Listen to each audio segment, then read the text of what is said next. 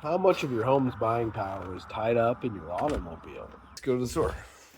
A significant chunk. People are casually driving around with $42,000 worth of vehicle debt. With the average home cost in the United States rising to $400,000, it's becoming harder and harder for the average family, and especially a single person, to save up to buy a house. Did you know the average car payment is around $770 a month right now? And most people owe $42K on average. Stop and think about that math for a second. That's more than 10% of the value of the average house. That's a nice size down payment and a little extra for your closing costs. Up. All right, let's go.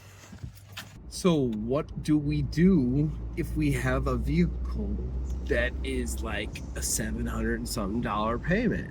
If you have credit cards to pay off, you need to do the Dave Ramsey swap.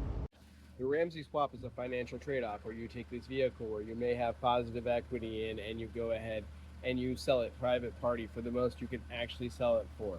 Then you take that money and then you buy whatever car you can purchase. Most likely some kind of vehicle between $8,000 and $12,000.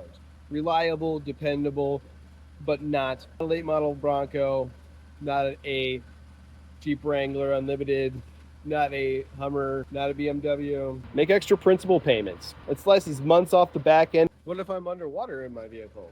What if my car is not worth very much, but I owe the bank very, very much? Well, call the bank and say, why don't you come get this thing, buddy? Because they probably will. Most times when you're underwater like that, you might be able to give that vehicle back. And then, unfortunately, you're going to have to go buy a car that you can afford. So if you only have a couple $1,000, you're going to have to just go buy a couple $1,000 beater car for a minute just to get around in, so you can save up some money and go ahead and sell that beater to somebody else who needs one for right now, because that's how beater cars work, man. It's a circle of beater cars. It's one great big beater circle. Right now, Americans are drowning in $1.68 trillion of total auto loan debt. Let's put that into perspective. The entire dealership network market only generated $1.3 trillion last year. Reminds me of the over-leveraged days of the auto bailouts and the housing bailouts. How fragile is this economic system? You need to be putting up for a rainy day. Home equity is a way to put up, maxing out your 401k and your IRA prior to going on vacations, not buying a lottery ticket, buying a dividend paying stock.